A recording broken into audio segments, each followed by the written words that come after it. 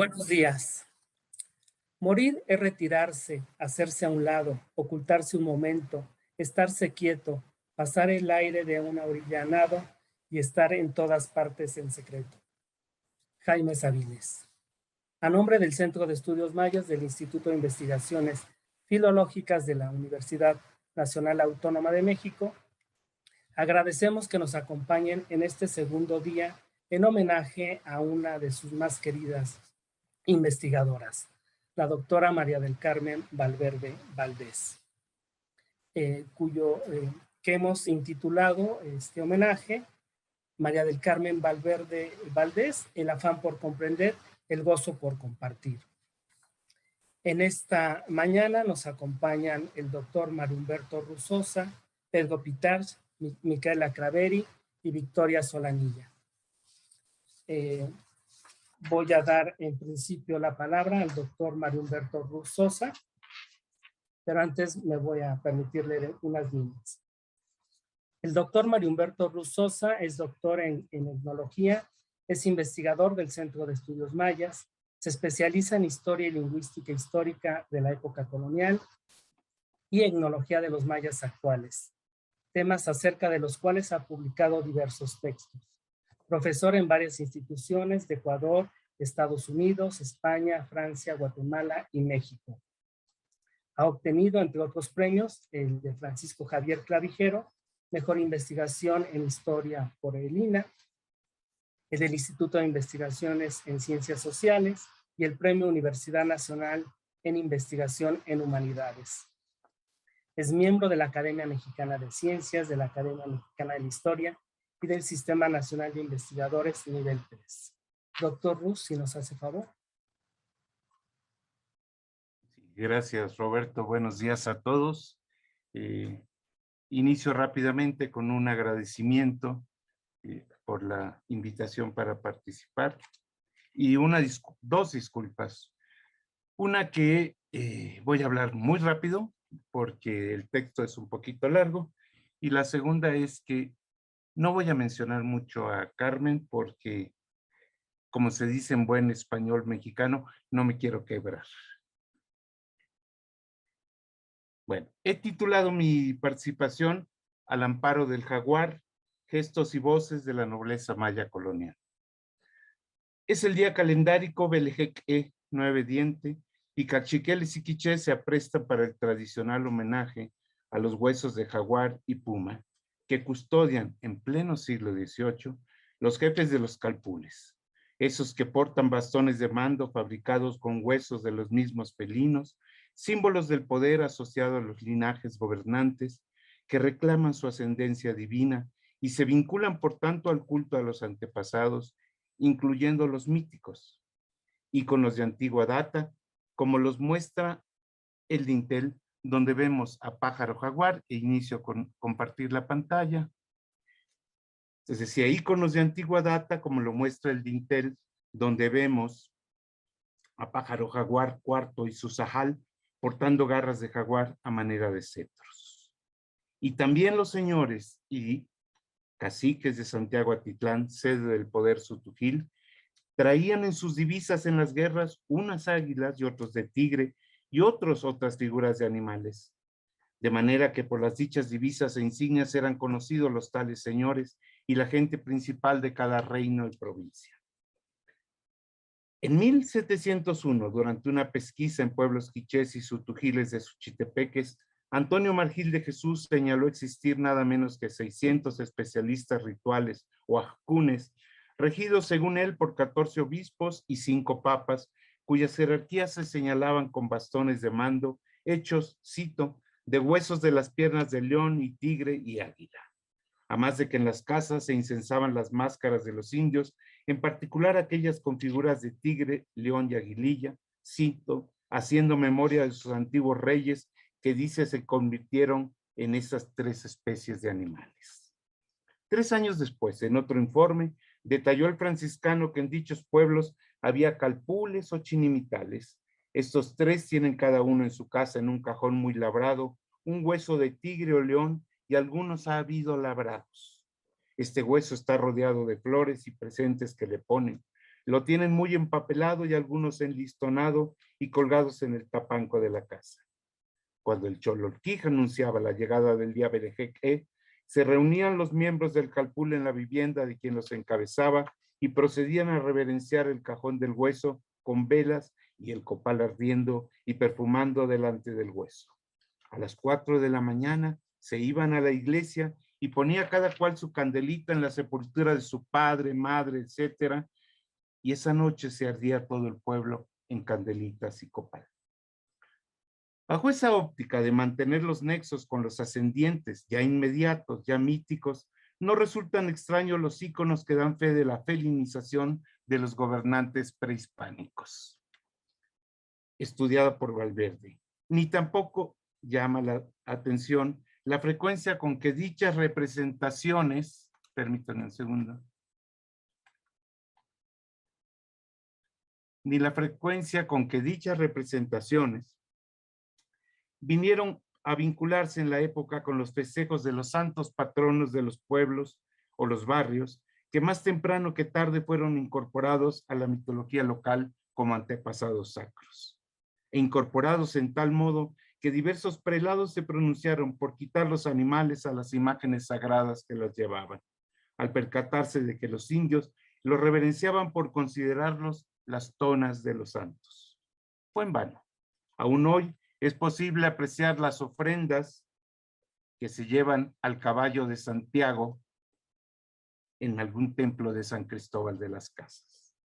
La prohibición no era algo nuevo, y el Tercer Concilio Provincial Mexicano intentó impedir que los danzantes portaran máscaras e insignias por ser cosas antiguas de los tiempos de idolatría, que recordaban, dijeron, historias. Historias que en parte se entrelazaban con antepasados, no siempre obligadamente míticos. De hecho, en ocasiones se mezclaban cultos a huesos de animales con ritos a los huesos de ascendientes humanos. Dos partes de una misma ceremonia para unir antepasados de viejo o nuevo cuño en modalidades que se antojan remanentes de antiguas expresiones de organización parental, clanes, calpules, chivales, amac y linajes, que en época prehispánica se nucleaban en torno a ancestros míticos y deidades tutelares. Y sí, a juicio de Valverde, destacan por su belleza las danzas del inframundo con participación de felinos de que da cuenta la cerámica. Cabe recordar que a lo largo de la colonia, los naturales pugnaron por seguir realizando sus bailes una y otra vez prohibidos, ¿sí? A pesar de cubrirse a menudo con ropajes cristianos, donde no era infrecuente apareciesen felinos. A través de las danzas se apostó también por el mantenimiento de al menos una porción de la memoria colectiva mesoamericana y con el tiempo incluso la africana, pues más allá de sus aspectos lúdicos y rituales, esas manifestaciones eran espacio privilegiado para recrear antiguos saberes y creencias, como no escapó al cronista guatemalteco Fuentes y Guzmán, quien en 1690 apuntó que en los bailes prohibidos cantaban las historias y hechos de sus mayores y de sus falsas y mentidas deidades. O al clérigo chiapaneco Ramón Ordóñez de Aguiar, que consignó en 1801 las danzas para los indios, siguen teniendo el oficio que las historias entre nosotros. Controlar estas peculiares muestras de religiosidad indígena se registraba en especial complejo en territorios alejados o de difícil vigilancia, como ocurría en Tabasco. En 1631 se amenazó con 100 azotes, excomunión y destierro a los chontales de Tamulté de las Sabanas que se empeñaban en representar la danza del tigre, donde esos animales simulan pelear contra un indio que se viste de guerrero, al que amarran y simulan sacrificar en una cueva, sin desdeñar tampoco perpetuar los ritos sacrificiales, sustituyendo al hombre con gallinas. Por su parte, Thomas Gage, al describir los bailes de los indios en Guatemala, apunta que la principal era la llamada toncontín, que practicaban antes que fuesen cristianos y ejecutaban solo jefes y principales del pueblo al compás de un tepanaguaste, un tepanabat, pone él, del tipo de aquellos que a finales del siglo XVII se afanó en destruir el obispo Núñez de la Vega, y que Seller, según nos recuerda Valverde, vinculó con Tepeyolot, jaguar del eco cuyo sonido retumba. Gage menciona también, sin dar su nombre, una danza que asienta se practica muchas veces y es como una caza de bestias salvaje que en otro tiempo se sacrificaba a sus falsas divinidades y que hoy en día ofrecen al santo que tienen por patrón y en la cual, cito, los unos tienen pieles pintadas en forma de león, los otros de tigres y lobos, y portando palos que figuraban dardos, espadas y hachas, amenazaban matar a la bestia que perseguían, sin faltar los que simularan cazar a un hombre, cito, que corre para salvar su vida, pegando aquí y allá sobre estas bestias que corren detrás de él. Cabe recordar lo evocado por Valverde acerca de las víctimas de cacería para el sacrificio de que da cuenta el Popol Vuh, o la canción de la danza del arquero flechador, donde se invita a cazar a un viril muchacho, y lo señalado en 1687 en la danza del Catum en Cajbón, donde igual se alude a correrías de participantes disfrazados, entre otras cosas, de jaguares y haciendo que serían unos a otros con las lanzas y flechas. Y si algunos corrían por tierra, otros descendían de lo alto. En la entrada a volar de su Thesaurus Verborum, del Cachiquel, asienta Tomás de Coto. Y hay un palo muy alto que suelen poner en las fiestas de los pueblos y vuelan en él los indios atados que en castellano llamamos volador, donde bailan en figura de águila o león. Las imágenes representadas en las máscaras, Koj, que alegraban los bailes, eran hechas como cabezas de águila, de tigre, etc. A más de exhibirlos en sus danzas y honrarlos en fiestas y días señalados, huesos y otras representaciones de felinos, así como águilas, aparecen asociados con el señorío, apuntalando lo que ya señaló Coggin acerca de la relación indisoluble de los antepasados mandatarios con el jaguar, pues, recuerda Valverde, el felino era su fuente de legitimidad y poder, como también insinúan crónicas y vocabularios que, amén de acotar el empleo de pieles y plumas como valores de cambio, apuntan que algunas eran marcadores de prestigio, como ataviarse con pieles de jaguar. Agrese que garras y colmillos podían emplearse en collares y gargantillas, y las pieles usarse para envolver bultos ceremoniales y recubrir tronos. Cuando no, se da a pedestales y sitiales la forma del felino, rememorando así al mismo tiempo el asiento de la creación y del gobernante como eje del mundo, según asentó Valverde.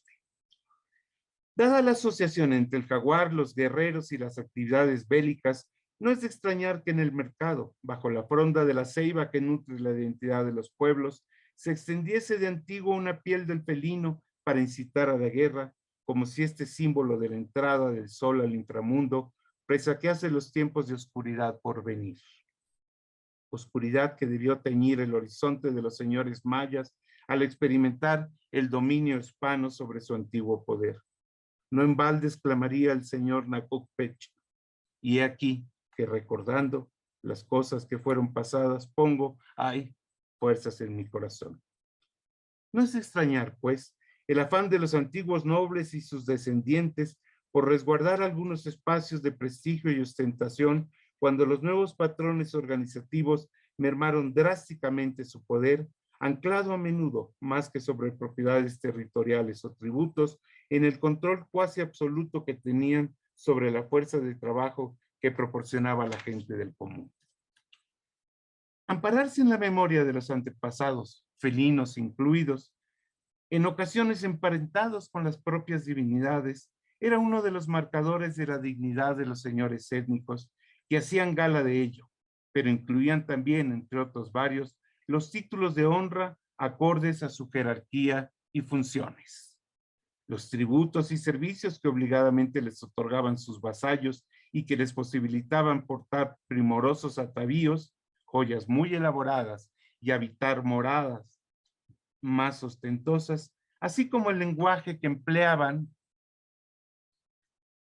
vinculado con el saber tradicional, la vida cortesana y también a menudo con la esfera de lo ritual. Pues no era asunto menor el papel protagónico que desempeñaban en actividades ceremoniales y hasta lúdicas, como el juego de pelota y ciertas danzas. No pocos de estos distintivos de preeminencia se diluyeron al instaurarse el dominio hispano, pero algunos mantuvieron su significado pese incluso a cambiar el significante. La documentación nos muestra, por ejemplo, a principales solicitando licencia para vestirse a la española, montar a caballo o portar armas, construyendo moradas de cal y canto a la usanza hispana, levantando memoriales y provanzas con grafías latinas y al estilo europeo, y hasta árboles genealógicos, solicitando escudos y blasones, a más de intentar, por supuesto, ser exonerados del pago de tributos. Aunque resultaría de gran interés detenerse en estos distintos marcadores de señorío, no me es posible hacerlo. Me restringiré a unas someras pinceladas en torno a ciertas actividades vinculadas con aspectos del ritual y el poder que eran tan del agrado de nuestra homenajeada, quien se acercó a ellos con singular acuciosidad en su texto dedicado a Balaam y dedicó valiosas reflexiones a lo que denominó el binomio gobernante-chamán. Religión, esferas del ritual y poder. Es bien sabido que un aspecto de particular importancia en la maya, como en varias otras culturas mesoamericanas, era el tipo de lenguaje empleado por los nobles. Así, en tanto que entre los nahuas el máximo dirigente era designado Tlatoani, el de la palabra, para los celtales del siglo XVI la palabra cop de los señores, ahualel, era considerada la elegante, ahualelcop, lenguaje franco y liberal propio de palacio, tecpancop, digno de admiración, huailcochcopoj, deslumbrante hablar cortesano, muy distante de la palabra necia, la desatinada, la áspera y la desvergonzada, propias del mecapalero y de otras gentes consideradas bajas. No es de extrañar que una de las voces para discípulo fuera Nacop, donde vemos la raíz Na, conocimiento y saber, uno de los atributos de Alahom, la diosa creadora, principal deidad de Copanaguastla y otros pueblos centrales, lo que de paso remite al origen del lenguaje de los señores, nada menos que a la misma divinidad. Por algo apunta el Chilambalam de Chumayel. Estos señores eran, en voz, igual a los dioses. La fortaleza de esa palabra, estimada en no pocas ocasiones como dotada de tintes sacros, recordemos el manejo de la lengua de Zulúa, puede ayudar a explicar el peso adicional que se le atribuió cuando, a lo largo del virreinato, los principales transitaron distintas vías para posicionarse en actividades vinculadas con la escritura latina, bien en oficios civiles, bien en cargos en la iglesia, que les redituaban prestigio, poder y prebendas. No dudaron ni siquiera en insertar su pasado en la visión providencialista de la historia, apuntando ser los nietos de los abuelos Abraham, Isaac y Jacob. Como bien asentó Leroy Ladurie, la jerarquía es atraída por lo sagrado como las limaduras de hierro por un imán. No obstante lo anterior, cabe recordar que hasta bien entrado el siglo XVII, encontramos también actitudes de franco rechazo a la nueva religión de distinto tenor en varias regiones. Por evocar ejemplos de una misma área, la Alcaldía Mayor de Tabasco, y en fechas vecinas a la conquista hispana, vemos que la resistencia a la evangelización y el apego a los antiguos dioses se alegaron incluso como cargos para sentenciar en 1541 al señor de Amatitán, 2 caciques de Chichicapa y otro indígena de Oceloteupa, a ser arrojados vivos a mastines hambrientos, mientras que en 1550, cuando Fray Diego de Béjar derribó a los dioses que ornaban sus altares, algunos mactunes de Izamcanac, guiados por sus señores, se internaron en la selva llevando consigo a las deidades de sus antepasados. A finales del siglo XVI, los moradores de Jonuta, enardecidos contra el doctrinero por haber destruido sus altares clandestinos y las imágenes de sus dioses y haber castigado a sus sacerdotes principales y ancianos, le dieron muerte. Al tiempo, los ejemplos de asistencia asistencia para difundir la nueva evangélica fueron frecuentes. Bien motivados por las ventajas que se esperaba obtener del apoyo a los nuevos amos, bien derivados de una conversión sincera. Con independencia del motivo que los guiara, podemos ver a los señores étnicos enfrascados en labores poco ostentosas pero efectivas, como fungir a manera de escribanos, maestros de doctrina, sacristanes, y hasta como músicos y cantores.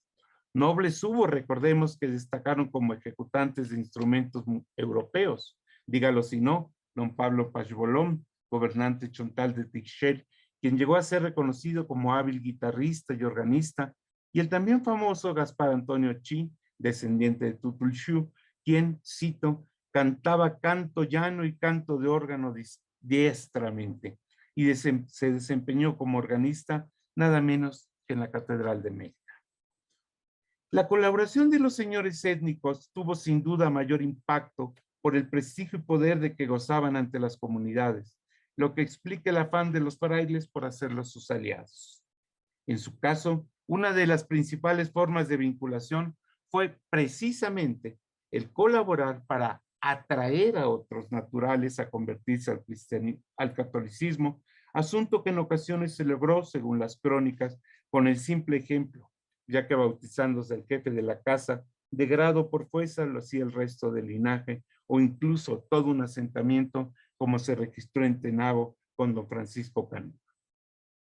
Hubo también quien invocara entre sus méritos haber colaborado en atrapar indios gentiles para colocarlos bajo el dominio hispano, o la captura de otros tenidos por apóstatas para regresarlos al redil de la iglesia y de paso recuperar su tributo para las arcas reales, como lo muestran las probanzas del cacique de Tamuté de la Barranca, don Francisco de Montejo, o de las de don Juan Chan, cacique señor natural de los pueblos de Chancenote y sus sujetos, y el ya mencionado don Pablo Pachbolón, en cuya probanza consta haber atraído a los indios de Zapotitlán que se habían hecho montaraces y le entregaron todos los ídolos, el cual los deshizo y quemó delante de ellos. No podía esperarse menos de quienes pretendían descender de la porción bendita de las tribus de Israel. Nosotros, los principales, este es nuestro título, como vinieron nuestros abuelos y padres cuando vinieron en la noche, en la oscuridad. Somos los nietos de los abuelos Abraham, Isaac y Jacob, que así se llamaban. No faltaron incluso principales que blandieran como mérito haber auxiliado a los españoles que marchaban a repeler ingleses o franceses enemigos de la religión, o quienes se preocuparan por dejar constancia de los donativos hechos a la iglesia para reparar los templos, adquirir retablos, imágenes, vasos sagrados u ornamentos, sin faltar quien construyera capillas completas, preocupándose, eso sí, por declararlo en solicitudes de exención de tributos o incluso en los testamentos, como si se pretendiese invocar la misericordia divina, recordando estas buenas obras. Las actitudes de colaboración pueden multiplicarse en forma significativa, pero conviene recordar que el que participasen activamente en distintas esferas de la religiosidad católica no significaba en modo alguno que los señores hubiesen olvidado por completo creencias y prácticas de su antigua religión o renunciado a ellas. Baste recordar el ejemplo de Yucatán, donde caciques y principales no presentaron en un principio mayor oposición ante el nuevo sistema, pues les permitía seguir gozando al menos de una porción de su antiguo poder. Pero cuando en 1562 los frailes se percataron del papel que jugaban los señores en el mantenimiento de la antigua religión, se hicieron patentes los riesgos que se desprendían de la continuidad de su dominio, por lo que los frailes aceleraron el proceso transformador. Propugnaron por la creación de cabildos y el nombramiento anual de oficiales de república. 2 décadas después, tocó el turno de desilusionarse a los eclesiásticos del obispado de Chiapa, pues se descubrió, cito, la gran solapa que había entre los indios acerca de la fe católica que habían recibido, y fuimos encontrando infinidad de ídolos entre tzotziles, sopes y celtales. No faltaron siquiera quienes se amparasen en alguna asociación devota para generar y mantener prácticas de antiguo junio, o incluso los que parodiasen algunas de ellas para cobijar otros cultos, como hicieron los otomangues de Suchiapa y Chiapa,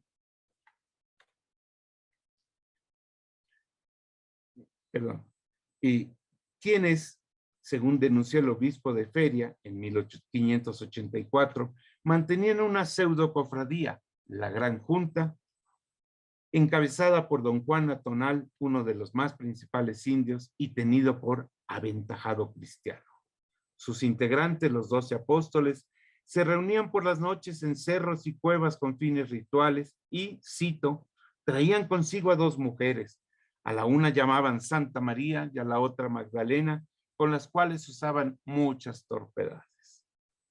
En efecto, nobles y principales no se conformaban con figurar en espacios rituales públicos y permitidos, como lo eran las fiestas patronales o barriales y de cofradía, sino que también buscaban figurar en ámbitos menos ortodoxos, incluyendo la celebración de rituales antiguos no cristianos. Los ejemplos son numerosos, pero no puedo detenerme en ello. Recuerdo apenas, rosario de nombres, que tras su retorno a Yucatán, ahora como obispo, Diego de Landa continuó en su tarea de extirpación de idolatrías. Entre 1573 y 79 constan datos de campañas realizadas en 9 poblados de Campeche, luego en la región de Valladolid y más tarde en la de Motula y Samán. De comprobarse su participación, caciques, alcaldes y varios oficiales indígenas fueron despojados de sus insignias, vestidos de forma humillante o untados con miel a las que se les pegaron plumas y recibieron en público 100 azotes con látigo de 4 puntas. Otros fueron exiliados y cientos de mayas terminaron en prisiones eclesiásticas hasta que el gobernador Velázquez Gijón, apoyado por la audiencia, ordenó liberarlos. Por su parte, el obispo de Guatemala, Francisco Marroquín, llevó a cabo en 1555 un auto público de inquisición contra más de 150 indios acusados de idolatría. Cito, a muchos azotaron y trasquilaron y encorozaron. Varios fueron condenados a servicios forzosos en conventos y monasterios, algunos incluso con hierros a los pies. Cuando en Motocintla se rumoró que un cacique era idólatra y había muerto sin confesar, con acuerdo del obispo se le mandó desenterrar de la iglesia donde estaba enterrado y le sacaron los huesos y los echaron a un muladar. En 1556 y 60, mercedarios y dominicos acusaron de idolatrías a distintos caciques y principales como los de Ostuncalco. Y pese a que negaron el castigo, incluso tras ser sometidos a tormento de agua y cordeles en un burro de madera, de lo que murió después uno de los principales, fueron condenados a exhibición afrentosa, a penas pecuniarias y en especie, y a servir en los conventos de la Merced y Santo Domingo. Tras una denuncia contra los feligreses del pueblo de San Martín sujeto a Guatemala, el provisor, con el beneplácito del obispo, hizo quemar a algunos indios los pies y darles otras maneras y géneros de tormento, y los desterraron del dicho pueblo por harto tiempo y les quitaron los señoríos. Despuntando el siglo XVIII, Margil de Jesús, tras las pesquisas en Suchitepeques, recomendó a las autoridades civiles azotar a los especialistas médicos y rituales, exhibir a algunos con corozas y desterrar a los principales implicados a Oaxaca, sentenciados a cárcel perpetua. Acorde con su celo, rayano en el fanatismo, sugirió que para ablandar a los idólatras se quemara a algunos y se empalara a otros. Pese a su brutalidad, los castigos no lograban totalmente su objetivo. A fines del siglo XVIII y principios del XIX, se seguían descubriendo rituales a los antiguos dioses, como los registrados en el asentamiento prehispánico de Bacú, visita de Jacaltenango. Otro en una cueva situada bajo la ermita del Calvario en Santa Eulalia, pueblo Cancobal, y otro más en una gruta de Ixtahuacán. En todos los casos se azotó y castigó a los principales que permitían o hasta participaban en las ceremonias, como las autoridades jacaltecas, que para inicio de año acudían a agradecer a Culmán, señor grande, y Culmí, señora grande, las varas recibidas como símbolos de su cargo, y a fin de año se iban a dar las gracias. Les ofrecían copal, velas y sangre de pavos, y a medianoche mataban al guajolote. Quemaban allí la mitad de la sangre y la otra mitad en la iglesia, cito, y después se iban a comer el chumpipe al edificio del Cabildo. Iglesia y Casa del Cabildo. Los dos edificios, símbolos del nuevo orden religioso y colonial, se amalgamaban, pues, sin mayores problemas, con antiguos referentes del poder cívico-religioso a través del sacrificio ritual de un animal americano, que se ofrendaba tanto a las deidades de siempre como a las impuestas, esas que los jacaltecos habían terminado por hacer suyas. Aquí me detengo, obligado por el tiempo. Confío en haber podido ilustrar, aunque sea de manera breve, cómo, enfrentados a una drástica constricción de los ámbitos en que ejercían su poder antes de caer bajo la dominación española, aquellos nobles y principales mayas que lograron mantenerse como cabezas de sus pueblos, cambiando para que nada cambiase, lograron resguardar parte de sus antiguas prebendas al tiempo que pugnaban por hacerse de otras para sí y para los herederos de sus antiguos señoríos. Oscilando entre los deberes frente a la comunidad y sus intereses personales, articulando el poder delegado por la corona y el asignado por el común, algunos de ellos llegaron a dominar varios frentes de la vida cotidiana comunal, incluyendo los rituales. No es por tanto de extrañar que en ocasiones lograran aglutinar a sus pueblos a favor o a disfavor de su resistencia pasiva e incluso armada, alimentándolas casi siempre con supuestos religiosos, tanto cristianos como mesoamericanos. Tampoco es de extrañar que, como se denunció a menudo, las autoridades indígenas toleraran actividades tenidas por excesos. Ahora bien, no debe creerse que los tolerasen necesariamente por lealtad a viejas creencias religiosas, como suponían los españoles, ni por exclusivos motivos de solidaria resistencia étnica, como parecen creer ciertos estudiosos actuales. De una lectura atenta de los documentos, se desprende que los intereses económicos no les eran ajenos, y mucho menos los políticos, ya que el control de las esferas del lenguaje ritual parece haber sido uno de los más socorridos en lo que a la ostentación del poder toca. ¿Y qué ámbito más propenso a la ostentación pública que el que posibilitaban la liturgia y las paraliturgias católicas que vinieron a suplantar antiguas manifestaciones populares a las que eran tan afectos los mayas?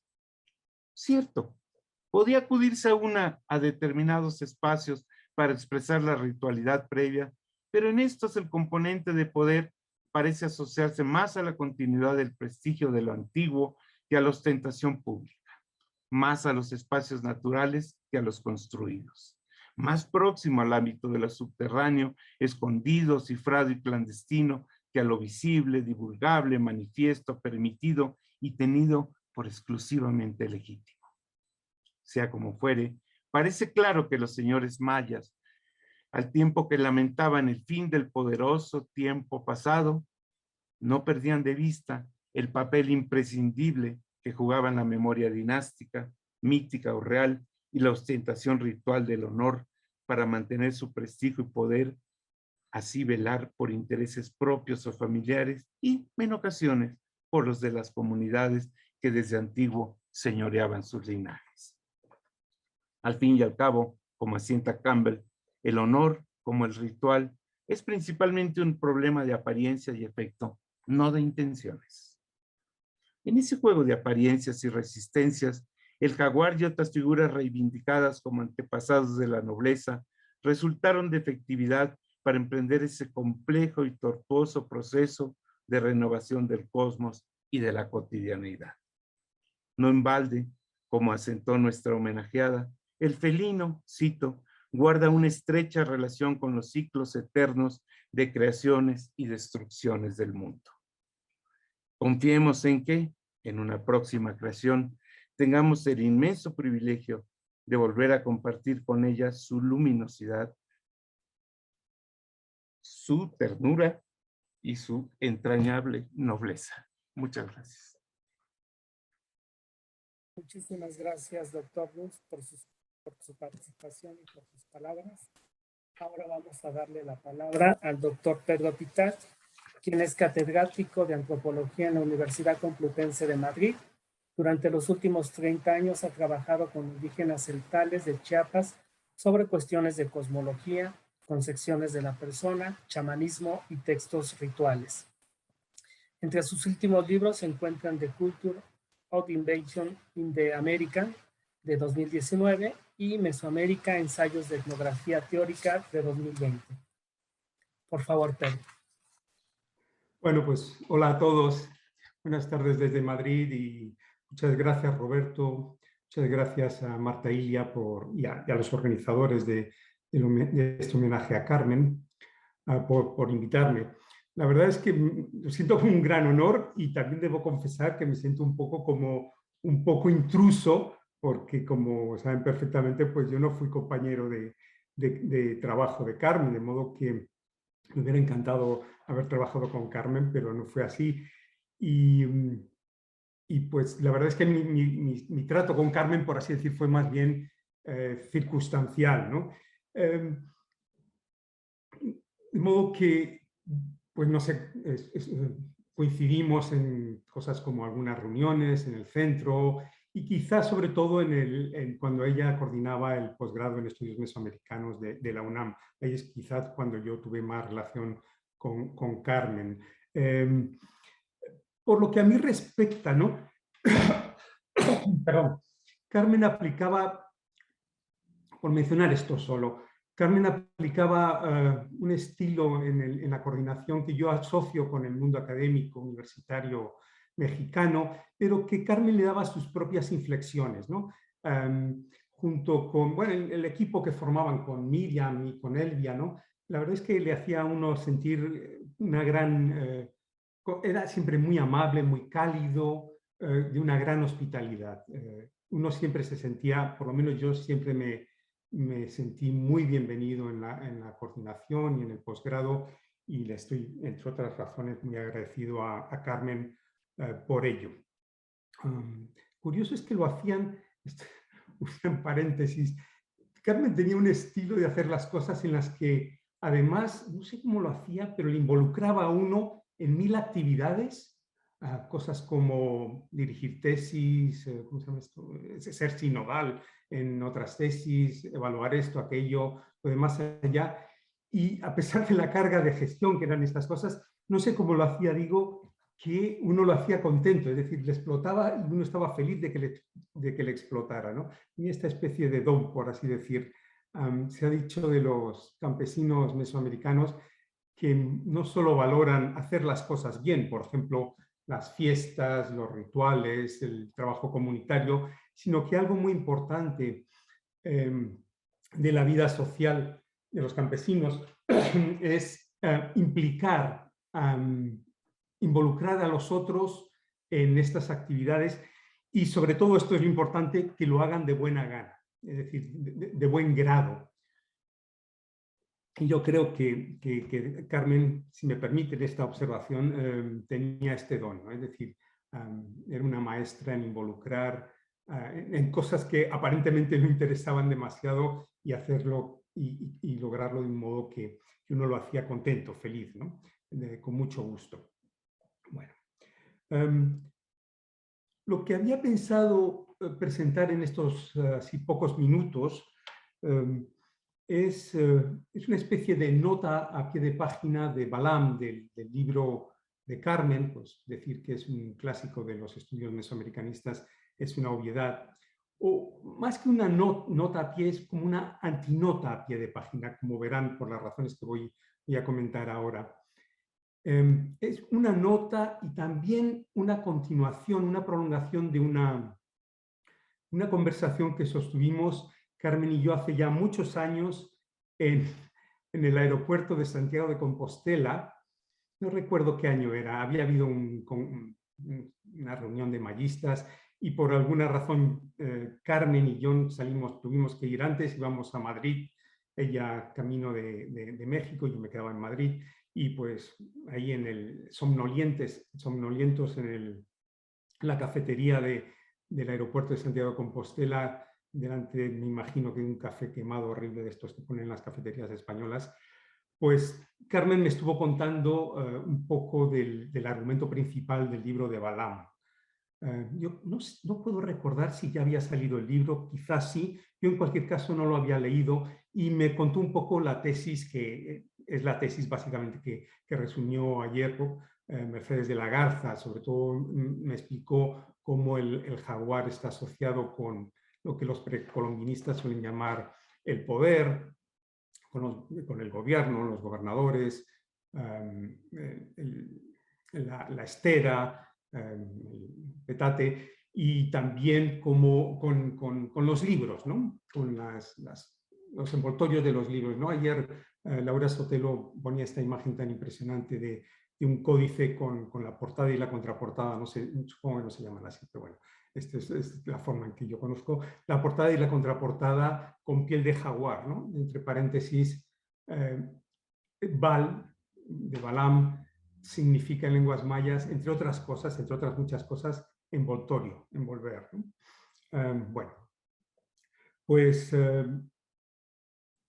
del mismo modo que Carmen me estuvo comentando un poco la tesis de Balaam, yo le comentaba un poco así en contrapunto, íbamos conversando cómo en mi experiencia con los indígenas celtales de las tierras altas de Chiapas, en efecto el jaguar, en general los felinos grandes, ¿no?, están asociados esto con el poder, con los gobernantes, y más que con los libros, con la escritura, ¿no? Se dice en celtal que los jaguares cargan con la escritura. No es que estén escritos su piel, es que ellos llevan la escritura. Ya es yuchochte zibal, ¿no? Como se lleva la escritura, pues como en amecapal, ¿no? Y está asociado con la escritura, con el gobierno, también, como pueden imaginar, con la enfermedad, con la muerte, de modo que la escritura, desde un punto de vista celtal de las tierras altas, recordemos que son campesinos y letrados, por lo general, está asociada con la muerte. Y por tanto hay un campo semántico de gobierno, ciudades, estados, enfermedad, muerte, que va todo conjunto, tiene una perspectiva un poco diferente, ¿no? Va todo conjunto y pues se dice, por ejemplo, por no extenderme demasiado, que los tejidos vivos son atacados por el jaguar. Por ejemplo, la fruta que se pudre, ¿no? Que la piel se pudre, se pone pocha, o las personas mayores a las que nos salen, por ejemplo, manchas en la piel. Esto es un indicio de que el jaguar nos está atrapando, nos está haciendo presa, ¿no? La enfermedad y la muerte se está apropiando de nosotros, y esto se ve en la necrosis, digamos, de los tejidos vivos.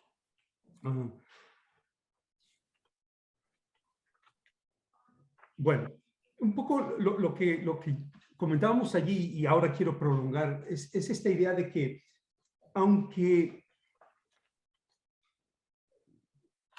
para los indígenas celtales contemporáneos las asociaciones, llamémoslas simbólicas, del jaguar son muy semejantes a las que muestra Carmen y también en otros trabajos, es decir, esto del gobierno, el poder, etc., debería mencionar que a diferencia de lo que sucede en tiempos precolombinos y quizá en la península de Yucatán en tiempos coloniales, el jaguar no está asociado a la sabiduría ni a la previsión, aunque está precisamente porque está asociado a la escritura. Por el contrario, el jaguar es decir, en otras palabras, no posee esta especie de solemnidad, de dignidad estatal que le solemos otorgar en los estudios, sobre todo prehispánicos, ¿no? No, el jaguar por el contrario, es un animal completamente imbécil. Es un idiota, es el animal más tonto, es tonto como el sol. Y esto indica que hay una visión distinta por parte de estas gentes, pues probablemente que históricamente han sido muy marginales, de cómo veían, digamos, lo que nosotros consideramos la escritura, el calendario, la sabiduría, entre comillas, de las gentes precolombinas. Hay una historia que ejemplifica muy bien esto, que se conoce en todas las tierras altas entre Celtales y Tzotziles de Chiapas, yo creo que en otros lugares de las tierras altas mayas también, que es la historia del jaguar y el tlacuache. Quizá la conozcan, ¿no? Es una historia que tiene muchas versiones, como pueden imaginar, pero básicamente consiste en una persecución, una de tantas persecuciones mesoamericanas, en la que el jaguar quiere alcanzar al tlacuache y matarlo, probablemente para comérselo. Y todos los episodios son una sucesión de engaños del tlacuache al jaguar. Por ejemplo, en un episodio el tlacuache se sube en una rama y se queda reflejado su imagen en la superficie de una laguna, y el jaguar, pensando que el tlacuache está dentro del agua, pues se bebe todo el agua de la laguna y pues se queda medio muerto, ¿no? Así van sucediéndose los episodios, le va engañando, ¿no? Poco a poco. Y el episodio final siempre me ha parecido muy interesante, ¿no? Es el que desde luego produce más risas en el auditorio, pero también yo creo que tiene un significado interesante. Lo que sucede es que en un momento dado el tlacuache y el jaguar se cansan y se sientan, ¿no? Ya no se persiguen el uno al otro porque están agotados, quieren recuperar el resuello, y pues una especie de tregua de estas de persecución, ¿no? También yo creo que muy mesoamericanas, ¿eh? Y están con hambre, ¿no? El jaguar le dice, claro, no puede comerse al tlacuache en ese momento, pero le dice al tlacuache, tengo mucho hambre. Y para hacer una historia que es un poco más larga, porque el engaño es más largo, el tlacuache le dice, mira, jaguar, te has sentado sobre 2 cocoyoles. Y el jaguar, ¡ay, qué hambre! Agarra una piedra y se machaca los testículos. Y se muere. Se acabó el jaguar. Bueno, esto evidentemente produce unas risas en el auditorio siempre enormes, ¿no? De hecho, es una historia que se conoce en muchos lugares de América, en la zona tropical, en las tierras bajas sudamericanas. Es una historia que generalmente no es un tlacuache nunca, generalmente es un mono, a veces son otros animales. Ahora, en el caso mesoamericano, tiene algunas particularidades, porque lo que sucede es que el tlacuache se come al jaguar, le hace pedacitos y se lo come como si fuera un caldo de pollo, ¿no? Como en esto que llaman porcelanas, ¿no? Pues se come el jaguar, llama a otros tlacuaches y a sus hermanos menores y se lo comen sus hermanos mayores. Se lo comen como un caldo de pollo. De hecho, yo creo que este es un modelo para los celtales actuales, porque en la zona de Laguna Miramar, en la selva, cuando cazan un animal o cuando atrapan un jaguar, en realidad se lo comen en caldo de pollo, ¿no? Es un acto muy sombrío, ¿no? Un acto que generalmente no es que cacen al jaguar, es que está matando a algunos becerros o está molestando por alguna razón, se come algunas gallinas, y entonces deciden matarlo y se juntan todos, ¿no? Los mayores, hombres, mujeres, niños, en completo silencio, y todos se comen muy seriamente, con disgusto, pero se comen la carne del jaguar. Y yo supongo que esto tiene que ver con el hecho de decir, nosotros somos aquí los que dominamos el territorio, no eres tú, somos la famosa fagiocracia mesoamericana, ¿no? De quién se come a quién es lo que define quién es más poderoso que quién, ¿no? Bueno, un poco la conclusión, para no alargarme demasiado. La conclusión es que, como digo, el jaguar, es decir, tenemos un mismo personaje con unas asociaciones simbólicas semejantes, lo que presenta Carmen, ¿no? Toda esta solemnidad, dignidad asociada con el poder, y tenemos también una versión campesina o marginal de unas gentes que nunca han sido importantes en el mundo maya, en la cual, teniendo las mismas asociaciones, tiene una valoración completamente distinta. En un caso, como muestra Carmen, también a propósito de los Chilambalam, etc., es la sabiduría y la visión misma. En otro caso es la estupidez hecha animal, ¿no? Un poco la moraleja, por así decir, desde un punto de vista indígena actual, ¿no? de celtal, es que puede ser que el Estado, los gobernantes, la escritura, sean en efecto muy poderosas, sean muy fieras, sean agresivas, pero hay un modo de ganarles, de vencerles o por lo menos de mantenerlos a raya. Y ese modo es la astucia, la maña, ¿no? Es decir, es mediante la astucia que uno puede vencer la fuerza del jaguar.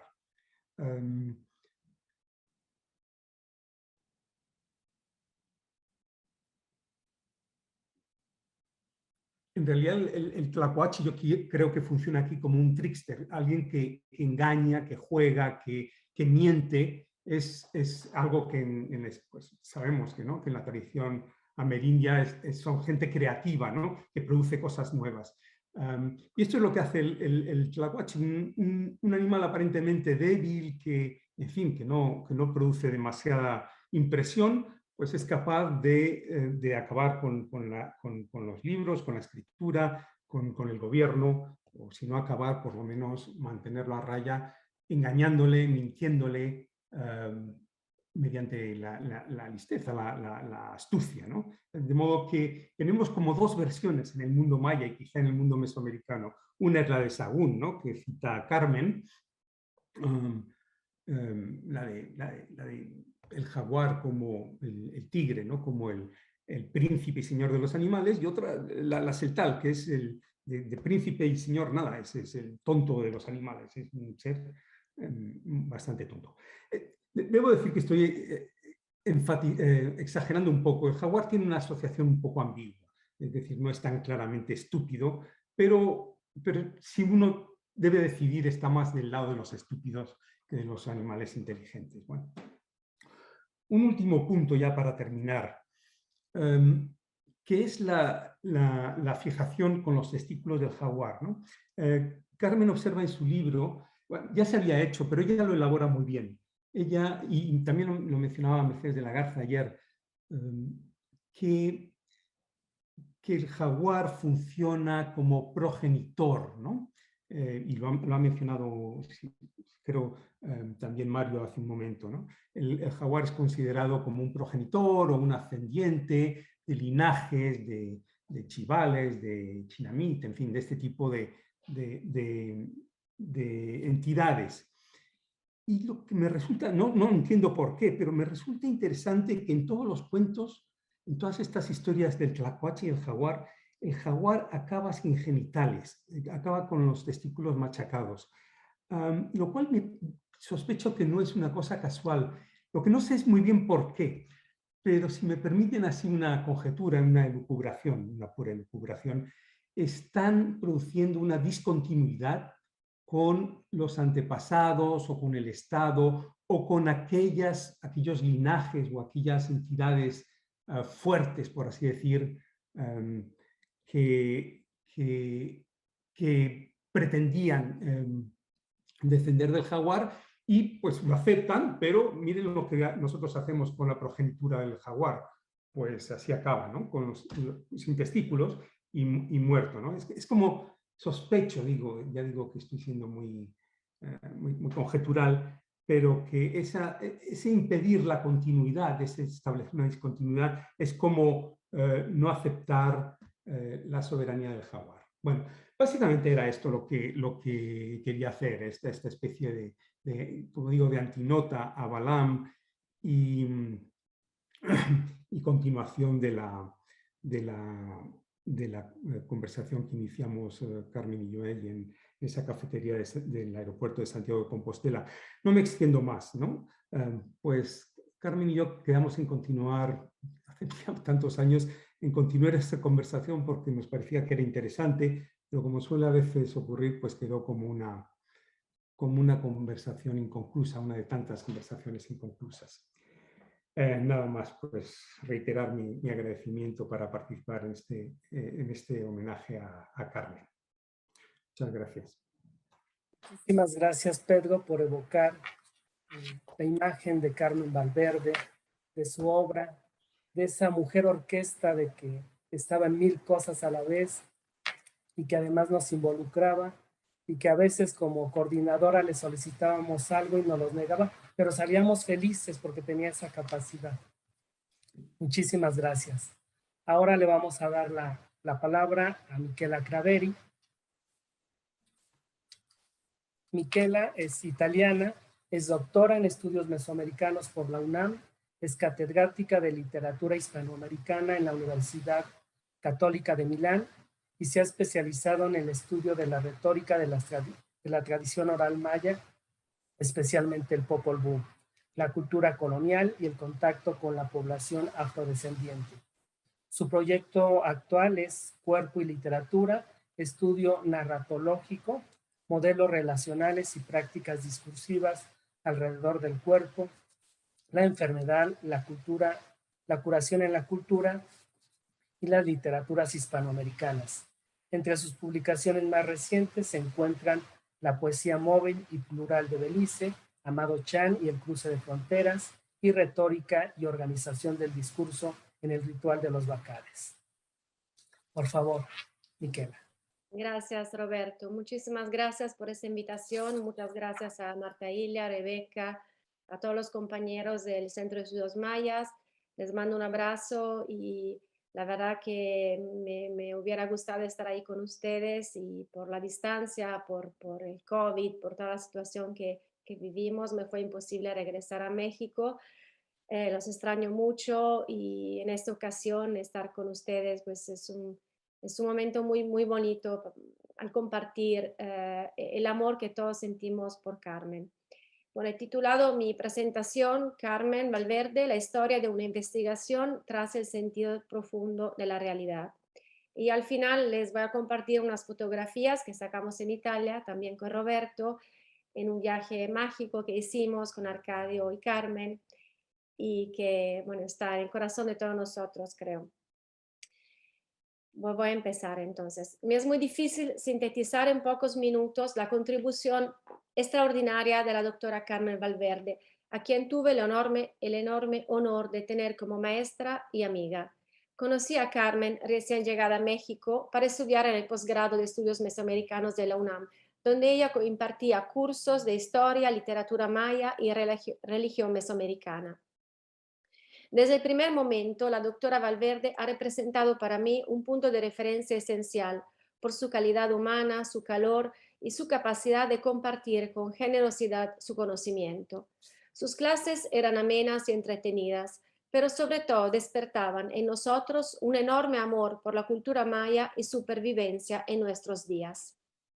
Con el paso del tiempo, Carmen se ha vuelto una figura fundamental y un ejemplo de dedicación, cariño y sobre todo de amor por la pasión con la cual abrazaba la vida y su trabajo, haciendo sentir especiales a las personas con quienes se relacionaba. Yo creo que ese era un don constante de la vida de Carmen, hacía sentir muy bien a todos los que se acercaban a ella. Su estudio de la simbología y de las prácticas culturales mayas han sido hitos fundamentales en los estudios mesoamericanistas por la visión abierta y la inteligencia de su análisis. Figura completa de investigadora, ponente, maestra, incansable organizadora y difusora de la cultura maya y de la validez de los modelos cognitivos indígenas para la interpretación de nuestro pasado y también de nuestro presente. Su currículum impresionante de más de 100 páginas es testimonio de un recorrido atento, profundo y lleno de entusiasmo hacia el estudio del significado complejo y estratificado de las prácticas culturales mesoamericanas. Carmen consideraba la cultura maya como un enorme patrimonio de la sociedad contemporánea de México y de Centroamérica, y por esto ha dedicado largos años al estudio de los procesos de resistencia coloniales y postcoloniales de las comunidades indígenas mesoamericanas. Sus intereses eran ricos y variados y se basaban en una gran cantidad de enfoques críticos, desde la historia de las religiones hasta la hermenéutica y la semiótica de la imagen. Por eso, para cualquier estudio sobre las prácticas culturales mayas antiguas y modernas, era y es imprescindible acudir a las publicaciones de la doctora Valverde, quien ha sabido guiar al lector con mucha inteligencia por los caminos interpretativos de la cultura maya. Dentro de su vasta producción, quisiera detenerme en los estudios publicados alrededor de los levantamientos indígenas y los procesos de resistencia en el área maya. En el marco de su proyecto de investigación titulado Símbolos religiosos de las rebeliones indígenas en el área maya durante el siglo XIX, ha llevado a cabo con rigor y una gran riqueza documental un novedoso análisis interpretativo de las rebeliones indígenas en el área maya en distintas épocas. En 2007, Carmen ha editado un volumen titulado La resistencia en el mundo maya, obra que contiene también un ensayo crítico de la misma doctora Valverde sobre la guerra de castas y los procesos de afirmación identitaria. Quisiera centrarme ahora precisamente en este artículo titulado La guerra de castas peninsular, encuentros y contradicciones, contenido en este volumen colectivo. En este texto, la autora propone una revisión crítica de los trabajos historiográficos publicados sobre este tema, pero también da un paso más adelante y profundiza en las implicaciones culturales y espirituales que la guerra de castas tuvo para la población yucateca. El levantamiento maya yucateco, que tuvo lugar entre 1847 y 1901, es interpretado por la autora como una arquitectura de larga duración, no solo por sus 50 años de desarrollo, sino por sus vínculos con la historia centenaria de resistencia indígena desde la primera época colonial. Los factores que intervinieron, como subraya la doctora, fueron económicos, sociales, políticos, causados por la depauperización de las comunidades indígenas y la usurpación de sus tierras.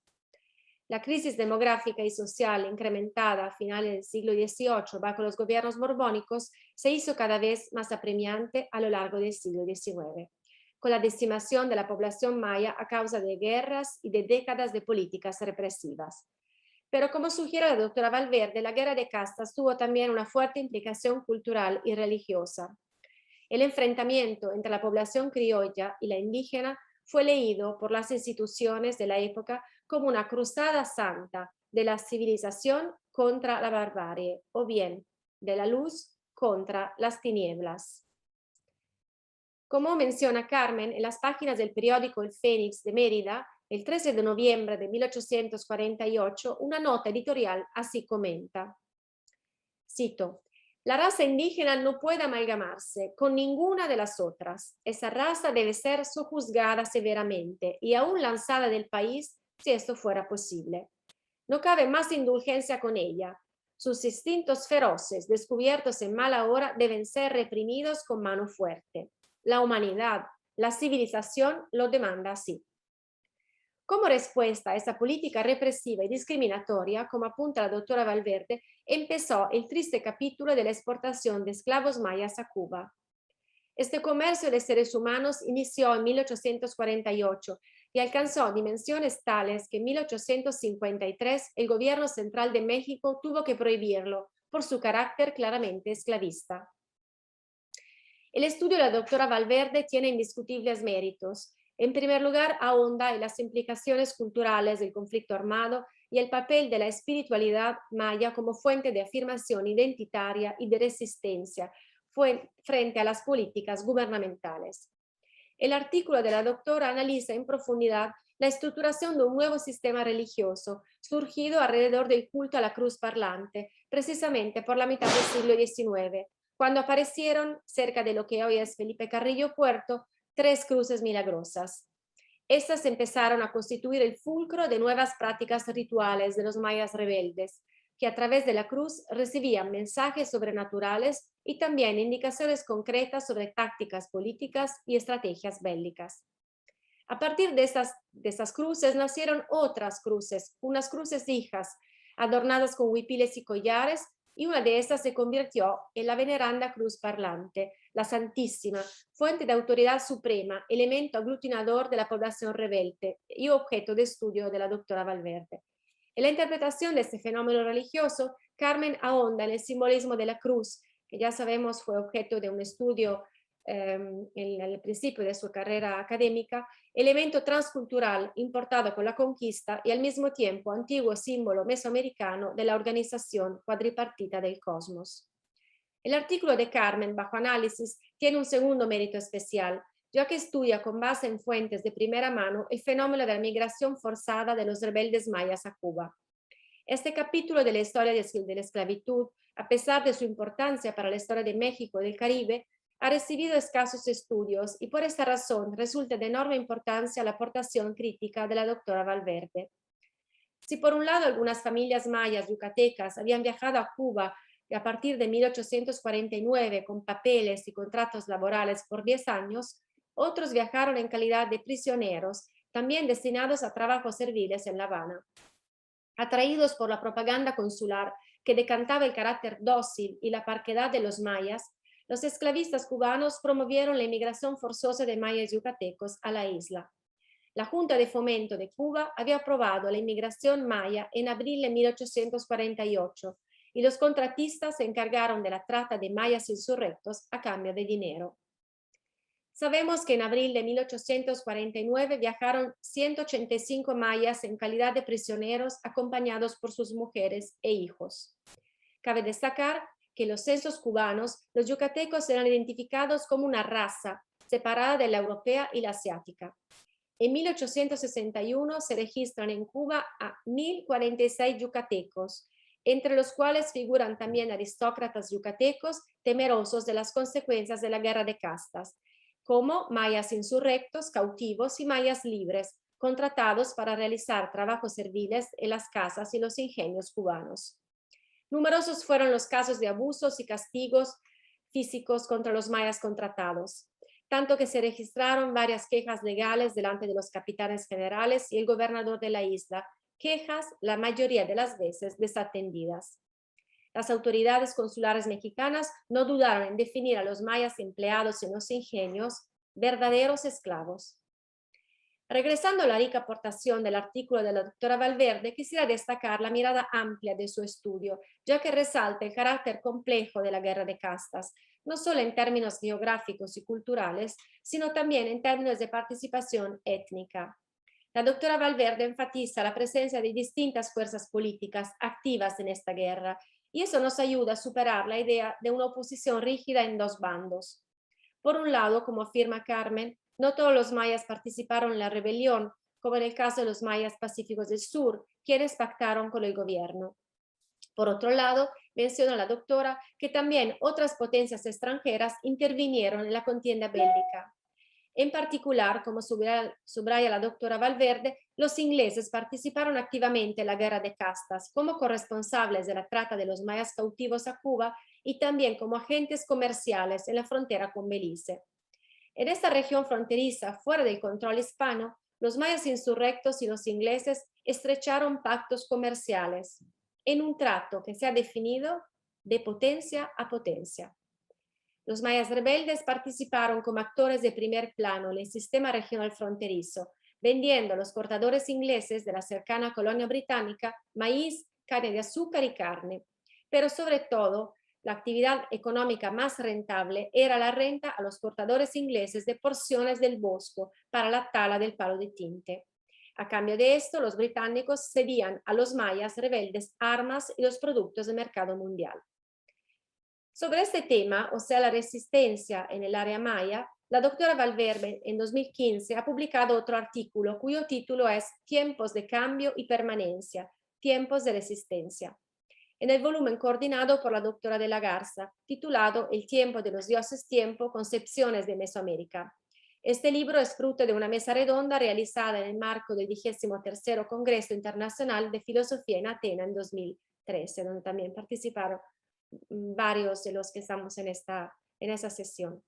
En ese trabajo, la doctora Valverde profundiza en el estudio de las rebeliones y los enfrentamientos abiertos realizados por los mayas contra el poder dominante en distintas épocas, desde la rebelión de Jacinto Canek de 1781 hasta la ya mencionada Guerra de Castas. El gran mérito del artículo de Carmen es el de interpretar estos acontecimientos históricos no tanto desde una perspectiva occidental, sino más bien dentro de la concepción histórica y cronológica maya. Así, la rebelión es leída por la doctora Valverde como una tentativa de instaurar un nuevo tiempo, de volver a los orígenes, al ámbito de los antepasados, en ocasión de la conclusión de un ciclo cronológico. La doctora Valverde estudia el significado simbólico, cultural y religioso de esos levantamientos desde una perspectiva indígena, al interpretar las sublevaciones como realización de antiguas tradiciones y la activación de símbolos religiosos.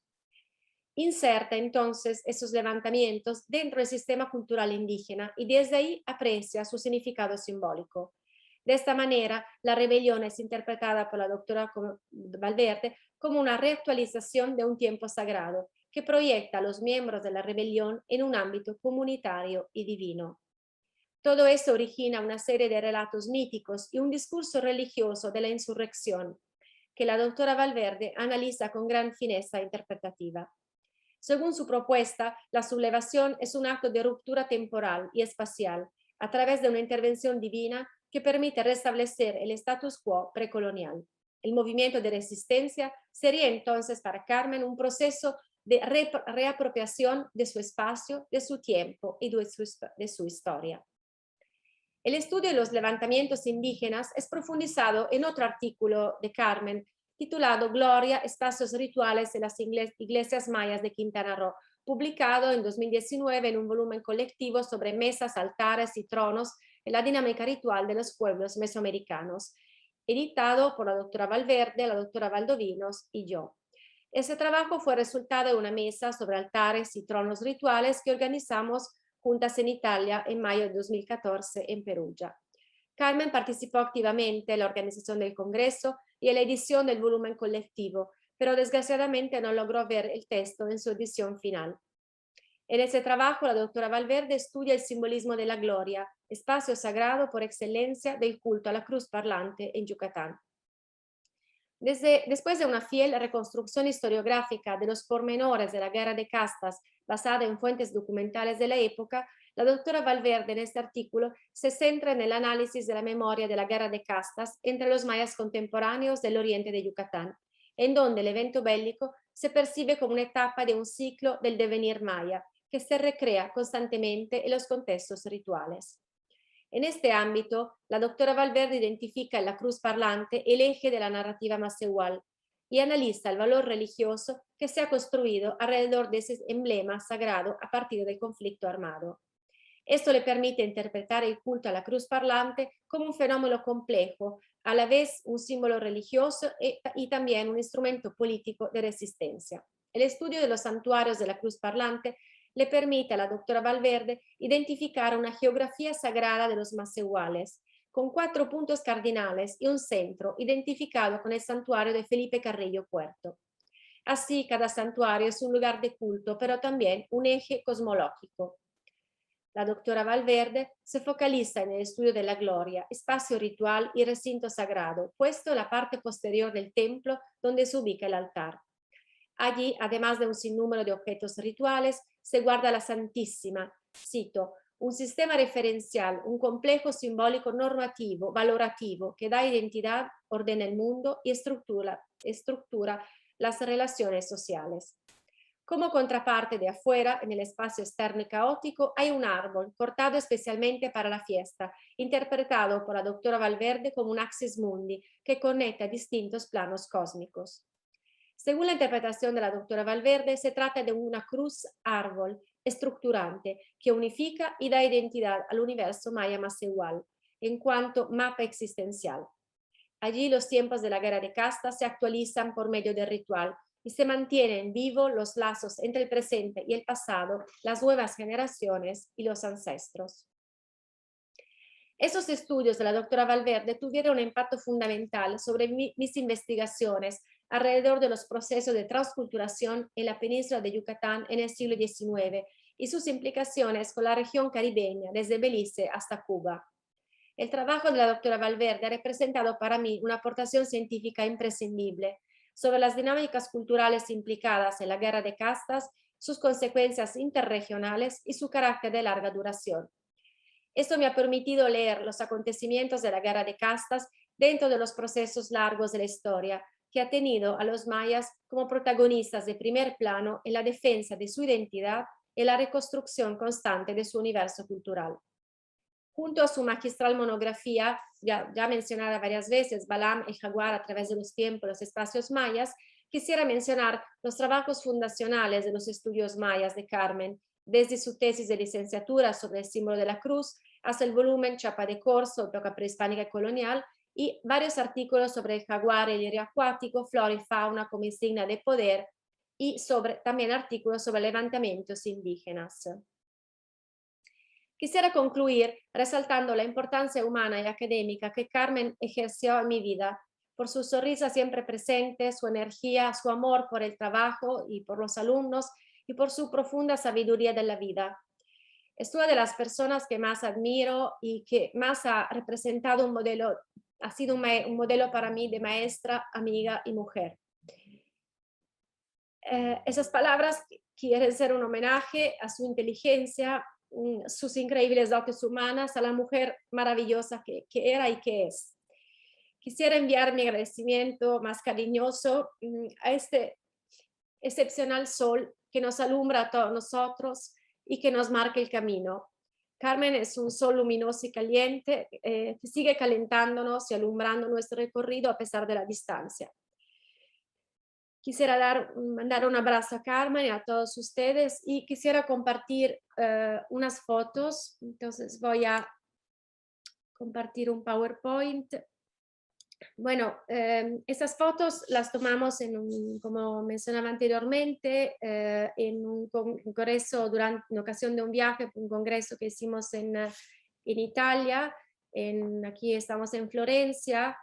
En Siena en esta foto en mayo de 2014 con Arcadio y Roberto aquí también, pero sobre todo quisiera compartirles esta foto que a mi parecer sintetiza muy bien el espíritu noble y maravilloso de Carmen. Estamos acostados en el suelo de la plaza central de Siena y Arcadio y Carmen se abrazaron, se sonreían y esa es la imagen más bonita que quiero compartir con ustedes, de su cariño, de su alegría, de su corazón maravilloso. Bueno, muchísimas gracias.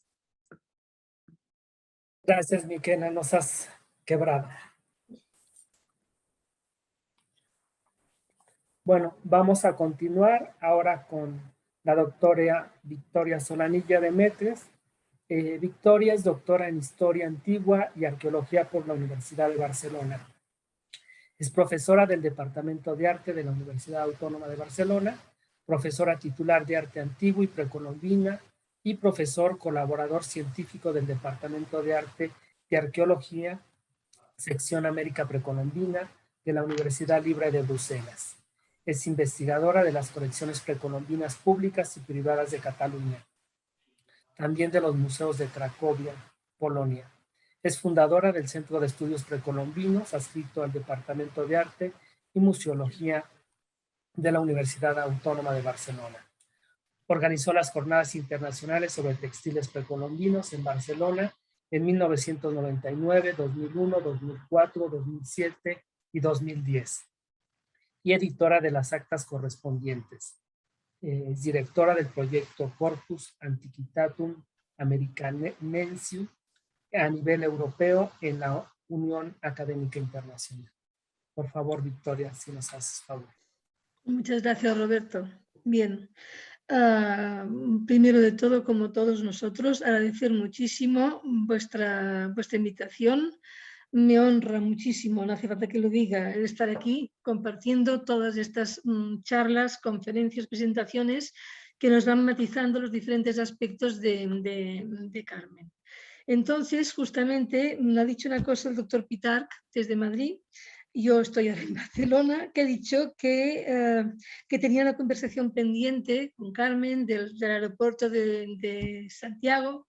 Mi conversación es mucho más reciente. es cuando vinisteis a Barcelona en el 19, en mayo, al Congreso Internacional de Iconografía, que puedo deciros ahora tal cual que lo pensé en vosotros, porque con ella mi leitmotiv continuo no era lo que habéis expresado todos vosotros, sino las representaciones plásticas que comentaba ella. Ya me remonto cuando hicimos el Congreso de Americanistas, un simposio en Sevilla. Luego al final de mi presentación os daré la información exacta, la publicación que se derivó.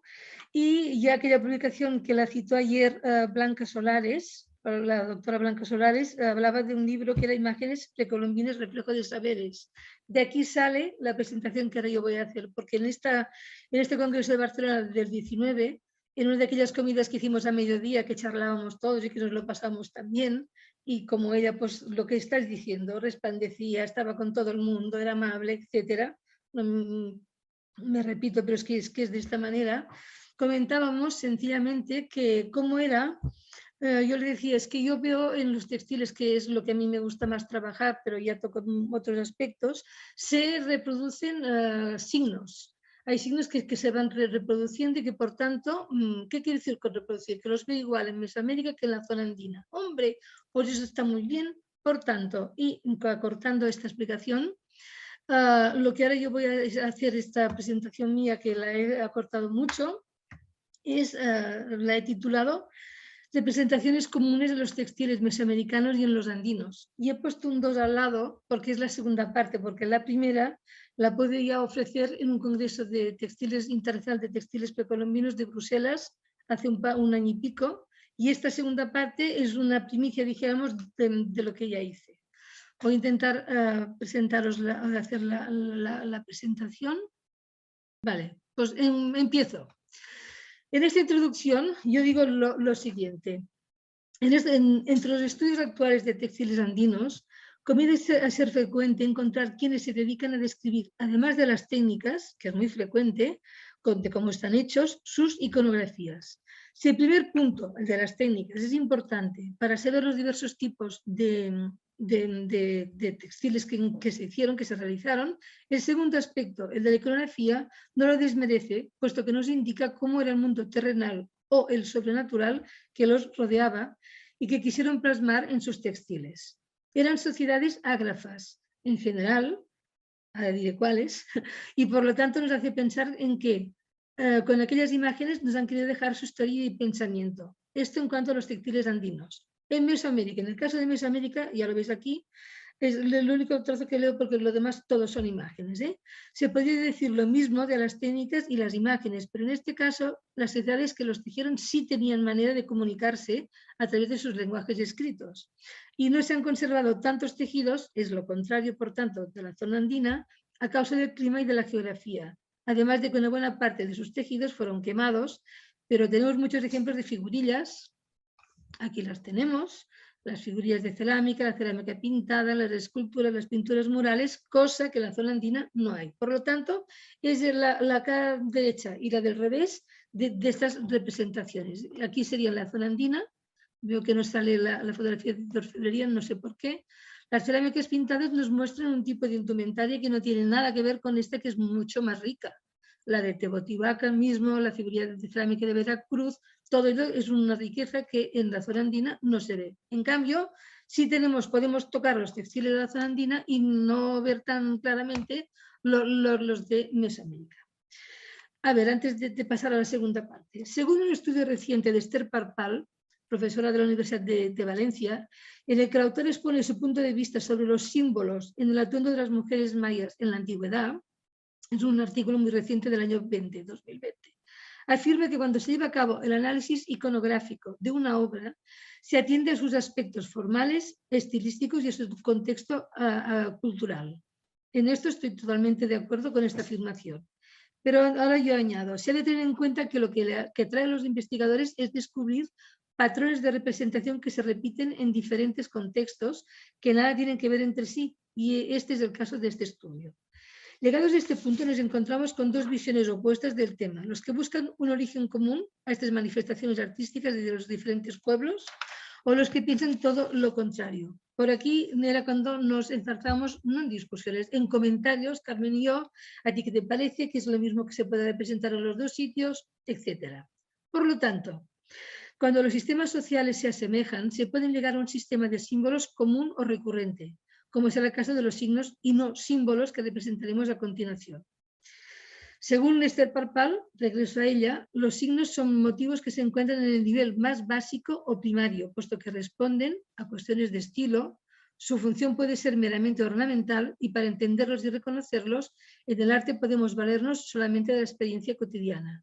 Ahora bien, los símbolos, esto lo digo yo, contienen un significado para quienes los crearon, sobre cómo los pensaban, cómo era su cosmología y querían dar forma a un sentimiento. Bien. El primer caso es el Chicalcowilki de Mesoamérica y el manto escarlata de la zona andina. Y los dos que vendrán a continuación, yo lo desarrollé en esta primera ponencia que les he comentado que hice en Bruselas hace 1 año y medio. Ya está publicada, luego les daré la referencia por si les interesa y luego verán lo que he añadido para esta ocasión. El símbolo del meandro escalonado en la zona andina.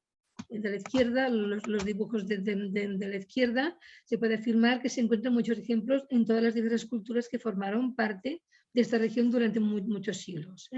Parece que su plasmación fue en la zona septentrional andina, mostrándose sobre la base de estos dos elementos con gran variedad de representaciones, en forma dual o bien múltiple, relacionadas directamente con la imagen de la divinidad o solas, formando patrones concretamente en los textiles.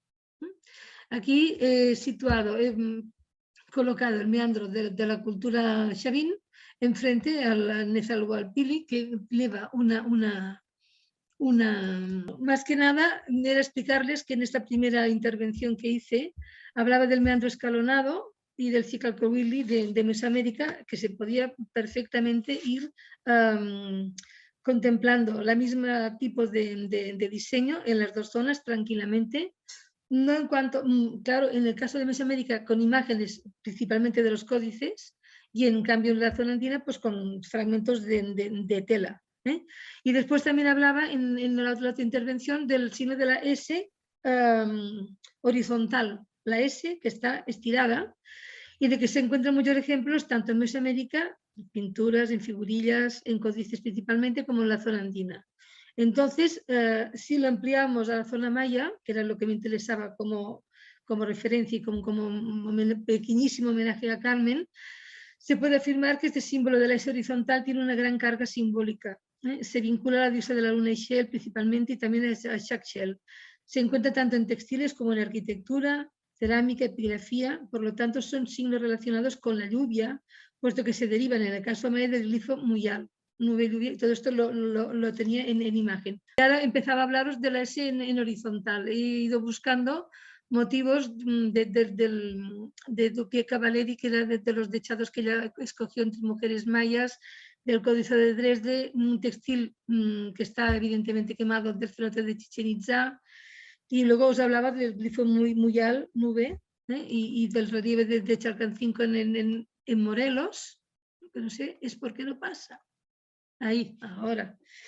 O sea que en este sentido hay muchísima documentación para poderlo ver esta relación de un lugar con otro. Entonces, a ver, el Team Manly me va saliendo por partes. Aquí doy la relación de donde hice este primer estudio en la conferencia de textiles de Bruselas, que está publicado en Nebraska. Y en este artículo también traté de animales como felinos, el jaguar y las aves serpientes andinas, y otro aspecto como flores y plantas. Pero en esta ocasión de hoy quiero tratar al venado, que no lo traté, profundizar en la serpiente mesoamericana para seguir avanzando este doble estudio. Por tanto, lo que ahora voy a enseñar es nuevo, dijéramos. Aquí tomo una imagen de Guamampoma con el otorongo, etcétera. Se han dicho muchas cosas de él, se ha hecho muchas referencias a la tesis de Carmen, cómo lo trataba, cómo lo vio, me pareció magistral lo que hizo la doctora de la Garza ayer, explicándolo, desmenuzándolo poco a poco, se entiende perfectísimamente. Aquí he tomado los diseños ¿cómo se llama?, del obispo. Me he perdido.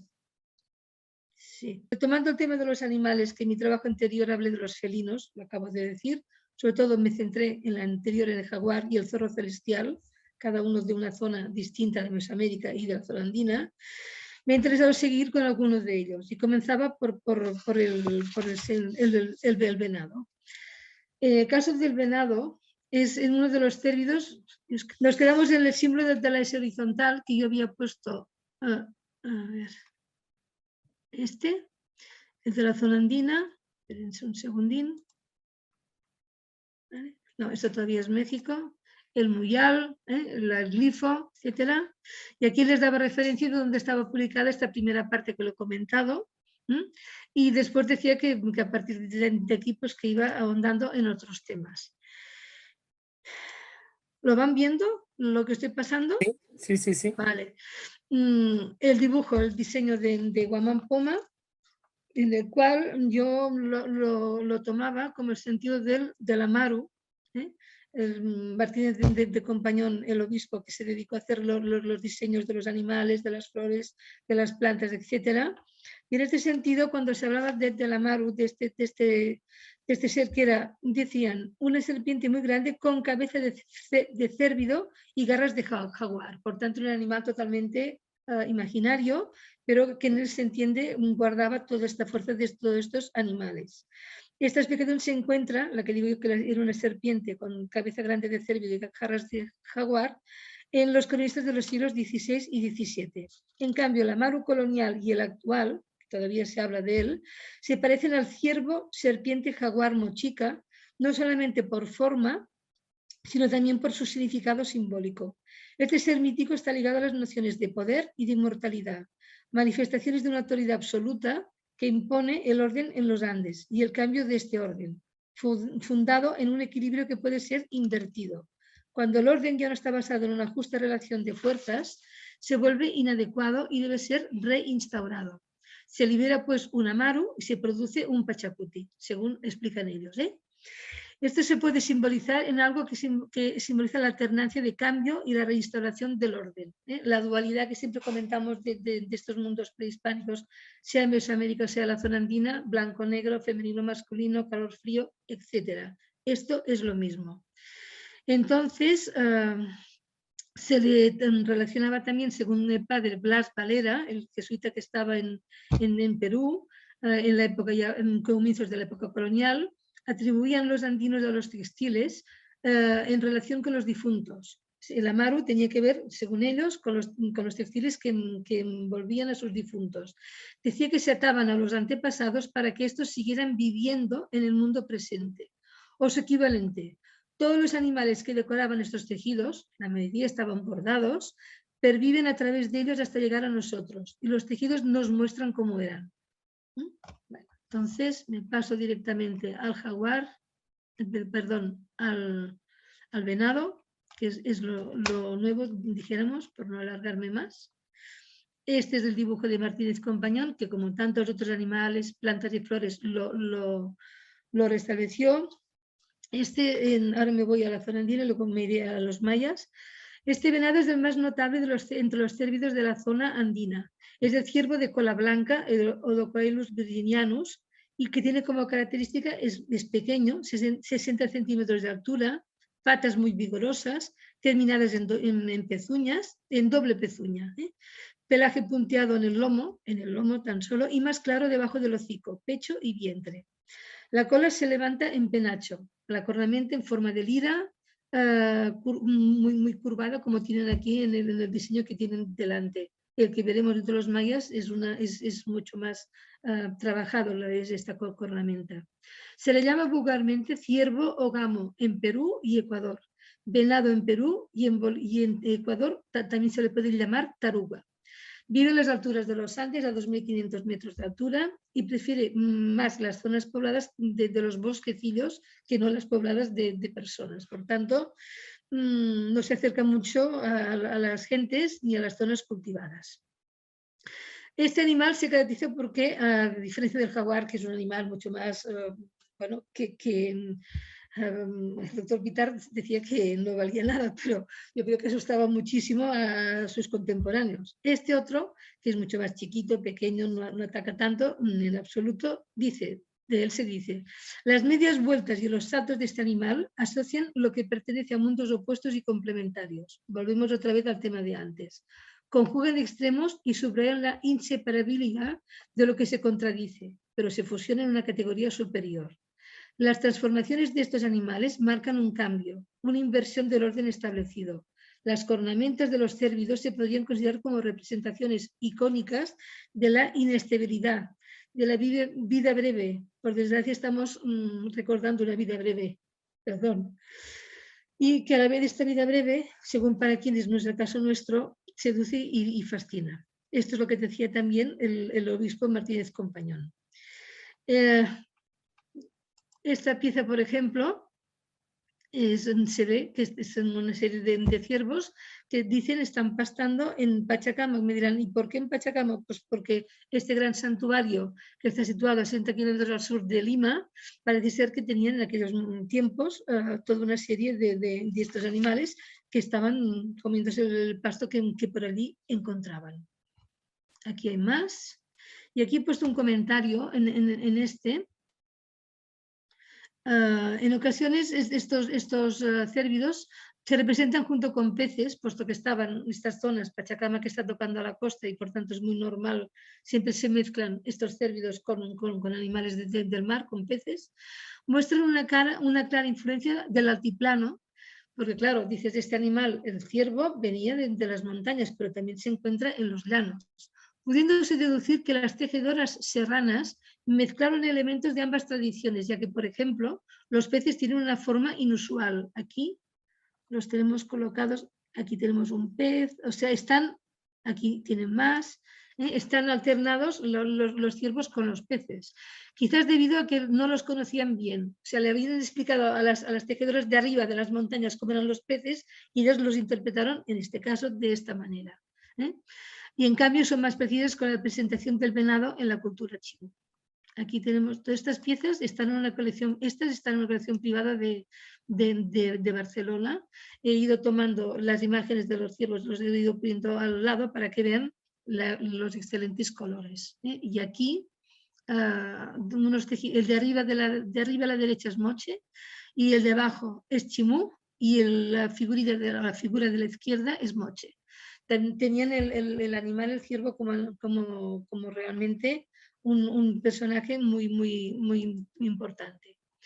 Este venado en la cultura maya, para los mayas el venado representa los atributos del buen cazador y asimismo también encarna valores de un guerrero valiente cuya hazaña permite que haya buenas lluvias, lo que propicia grandes cosechas de maíz. Uno de estos animales es el ciervo, que siempre ha estado asociado con la fuerza, la virilidad y la renovación principalmente.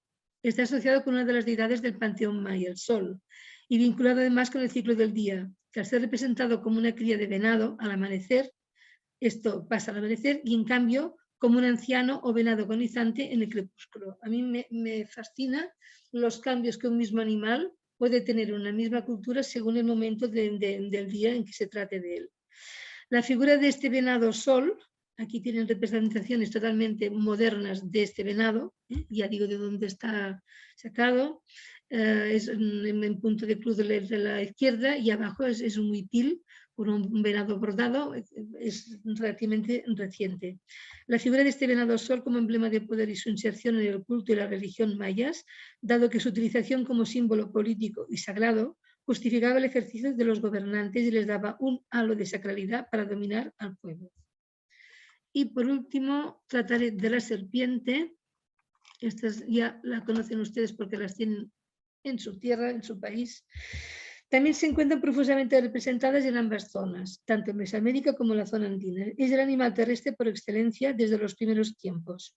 Convivían también con ellas y los dibujos de su piel, aquí tenemos ejemplos, variados y bellos, les abrían nuevos campos de expresión artística, como tejerlos en sus textiles de uso diario, funerario o ceremonial. En este caso que tenemos aquí delante, en Mesoamérica fue el lugar donde tuvo más complejidad de símbolos. Ya se encuentran en fragmentos textiles de la Cueva de la Candelaria, en Coahuila, lo tienen aquí, en los que se han representado los dibujos de su piel, pasando por Teotihuacán, donde simboliza el poder político, a ver, no está, pero bueno, me queda aquí o no, la otra es igual. Y también en el mundo maya, donde, por ejemplo, en Chichén Itzá está plasmada en sus muros con una precisión extraordinaria. Aquellas figurillas, bueno, y aquí mismo en este relieve ya la tienen aquí puesta, la serpiente. Finalmente, los códices donde aparece la serpiente de cascabel, la Crotalus, dibujada en los trajes de algunos de sus dioses. Ejemplo de ello es la fada de Coatlicue, la tienen aquí. Y ya no digamos en Quetzalcóatl, la serpiente emplumada. He ido buscando otros temas que podían ser de Mesoamérica relacionados con la serpiente, detalle de la cabeza de la serpiente emplumada pintada en un calabazo natural.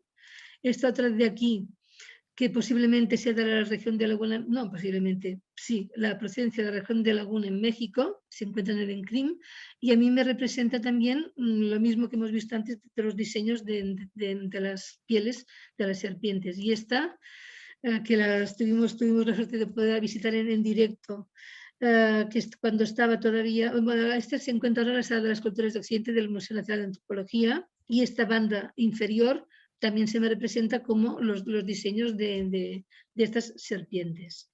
En cuanto a la zona andina, también es frecuente que adornen ciertos tejidos, aquí las tenemos, desde los comienzos de su historia hasta el final. Es una S, puede ser una S vertical, como esta, aquí las tienen, que termina con dos cabezas de serpiente, cada una termina con una cabeza de serpiente y son puestas verticalmente. Y después, este motivo iconográfico está muy bien documentado también en otros textiles de la costa sur. Aquí tenemos otro ejemplo, parece que esté a punto ya de salir, y entonces estas muestras de serpientes con, o bien dos serpientes encaradas, como es el caso, o como el que hemos visto antes, de serpientes con doble cabeza, que es la misma. Y entonces, pues bueno, las conclusiones de todo esto, ahora les diré otra cosa respecto a Carmen. Por lo tanto, para mí, esta es una contribución a la idea de que estas dos zonas se relacionaron en épocas parecidas porque tenían que cubrir las mismas necesidades para poder vivir con cierta comodidad, a pesar de que en Amerindia en general todo fue muy difícil de conseguir, puesto que sus medios fueron limitados, pero su inteligencia y voluntad consiguió grandes logros. Y sí, grandes sorpresas, puesto que el tema de la fecundidad ya está imbricado desde un buen principio en el día a día de estas personas que tenían como base económica la agricultura y los animales. Y por tanto surge la fecundidad como eje de todos estos signos. Ellos los propiciaban, me refiero a las gentes que los tejían. Y por esta razón están todos estos actos sagrados en sus vidas diarias. Era el eje de la relación hombre-dioses desde un buen comienzo. Todo este tema queda claro desde el comienzo del estudio y también que en cada lugar, según sus circunstancias geográficas y climáticas, coinciden estos signos. Es, por tanto, una contribución a la idea de que estas dos zonas se relacionaron, como he dicho antes, en épocas parecidas. Y finalmente les quería enseñar, mis fotografías no son, bueno, sí, para mí esta es preciosa y ahora les cuento. Por el año 2004 yo ya andaba mareando a Carmen diciéndole que teníamos que montar alguna cosa juntas de imágenes y tal. Me llevó al mercado de San Ángel y me dijo, te vas a probar un chile en nogada. Y aquí era al lado del restaurante y dije, ponte aquí porque es una maravilla. Y tengo este recuerdo. Pero lo que yo recuerdo, esto muchísimo, cada vez que me pasaba por México, por la Ciudad de México, le iba a hacer una visita y estaba en un lugar u otro. Aquí tenemos una cuestión. Ayer la doctora Blanca Solares habló de una serie de publicaciones y citó las imágenes precolombinas, reflejo de saberes. Aquí yo les puedo hacer un poco la historia. Esto era lo que tienen detrás, la letra, es lo que tengo en mi currículum respecto a este congreso. Nos pensamos lanzar este simposio, ella y yo, y era para que estuviera en el Congreso de Americanistas en Sevilla en el año 2006. Ya saben que siempre se hacen en el mes de julio.